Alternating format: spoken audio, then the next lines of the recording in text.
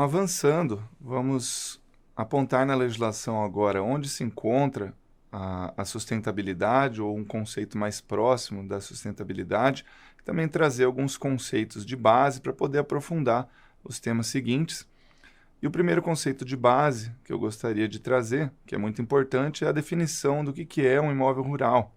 A definição do que é um imóvel rural está no Estatuto da Terra, uma legislação bastante antiga, de 1964, ainda vigente, que traz no artigo 4º, inciso 1º, o seguinte, que o imóvel rural é o prédio rústico de área contínua, qualquer seja a sua localização que se destine à exploração extrativa, agrícola, pecuária ou agroindustrial. Isso é o mais importante. Ou seja, o imóvel rural não é só aquele que está no perímetro rural. Pode estar no perímetro urbano, desde que seja um imóvel que tenha exploração extrativa, agrícola, pecuária ou agroindustrial. E isso faz toda a diferença na avaliação documental, nos cadastros, porque o imóvel rural ele tem a necessidade de declaração de TR, pagamento do Imposto Territorial Rural, e os demais cadastros que nós vamos explicar nos vídeos a seguir, como por exemplo o CAR, CCIR, CIGEF, e o imóvel urbano tem a inscrição municipal, paga IPTU, mas é importante saber dessa definição. Também outro conceito de base muito importante é o que é propriedade e o que é posse, porque a gente se depara com essas situações na prática, mas muitas vezes não sabe os conceitos. E a propriedade, como já diz o nome, de fato é proprietário quem tem todos os direitos sobre esse imóvel rural, pessoa física ou jurídica, que dentro dos limites da lei pode fazer, utilizar, vender, alienar e defender esse imóvel na posse dele. Isso está no Código Civil. E a posse ela é ter de fato alguns desses direitos, mas não a propriedade por completo, como, por exemplo, ter a posse justa, que não é clandestina, ter a posse de boa-fé, ter alguns documentos, que são os títulos, justo título, e como desdobramentos da posse, nós temos, por exemplo, o usufruto, né, que é a utilização desse imóvel conferido pelo proprietário, e o uso capião, que é o prolongamento dessa posse por tanto tempo que se torna o direito de propriedade. Então, são conceitos muito importantes também na hora da avaliação da documentação desse imóvel rural. O conceito de função social da propriedade, que é muito semelhante ao conceito de sustentabilidade, está presente na nossa legislação desde 1964, no Estatuto da Terra, e também na Constituição Federal de 1988.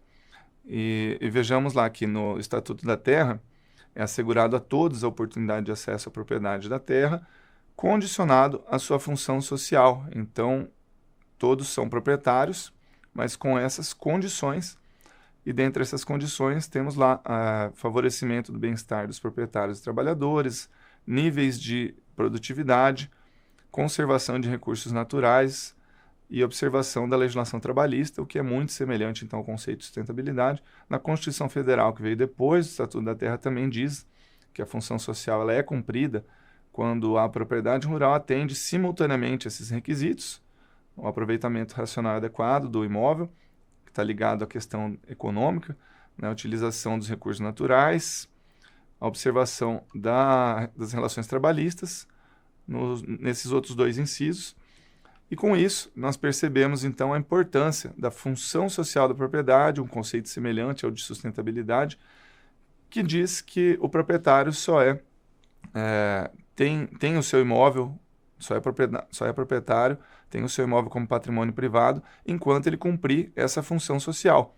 A partir do momento que ele não cumpre, esse imóvel pode ser desapropriado, mas essa desapropriação ela somente tem regulamentação na questão econômica, na ambiental e trabalhista não. Na questão econômica, ou seja, se não atinge os níveis de produtividade, vai para a reforma agrária, e já nas questões ambientais e trabalhistas ainda não tem uma regulamentação por lei das condições que impõem a desapropriação desse imóvel para fins trabalhistas ou ambientais.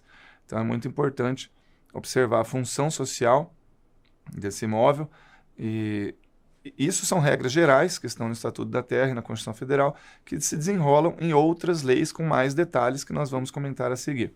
Então, esses índices de produtividade também interferem no cálculo do imposto e também contribuem para o atingimento de compromissos assumidos pelo Brasil com as metas internacionais. Existe uma forma objetiva de conferir se essa propriedade é produtiva ou não? Sim, são os chamados graus de utilização e de eficiência, o GUT, grau de utilização, e o grau de eficiência, o GE. E esses dois, de onde vem? Da Lei da Reforma Agrária, de 1993.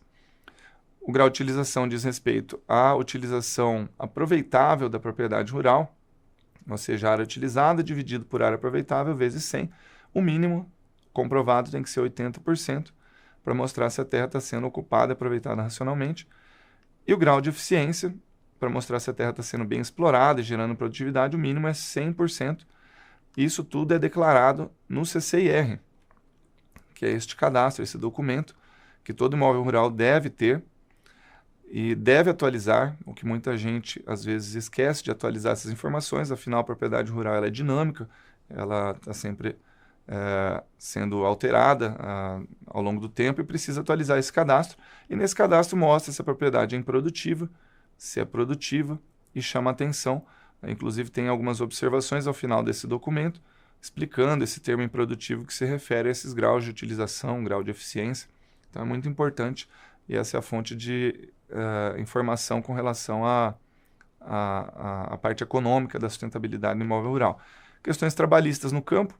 Como eu disse, não tem uma regulamentação para a desapropriação do imóvel por questões trabalhistas, mas existem as instruções normativas do Ministério do Trabalho e Emprego, famosas NRs, norma regulamentadora, principalmente a 31, que traz normas de segurança e saúde no trabalho rural, a consolidação da lei de trabalho, a CLT, que traz direitos trabalhistas. E tudo isso é importante quando se busca certificações, regularidade fiscal, quando se faz auditorias e fiscalizações, que também podem gerar autos de infração.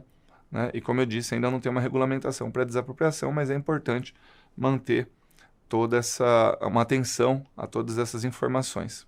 E meio ambiente, a gente tem a regra geral prevista na Constituição Federal, que é o artigo 225, que fala que todos têm direito ao meio ambiente equilibrado e compete ao proprietário e a todos cuidar desse meio ambiente equilibrado. O produtor é responsável por manter esse equilíbrio. Então, na prática, a gente imagina uma pirâmide, onde no topo dessa pirâmide é a Constituição Federal, que com certeza não tem a capacidade de definir todos os detalhes, todas as regras, e abaixo da Constituição Federal nós temos outras leis e outras normas que vão estabelecer a questão de uso de solo, de uso de recursos hídricos, recursos naturais, como é o caso do Código Florestal.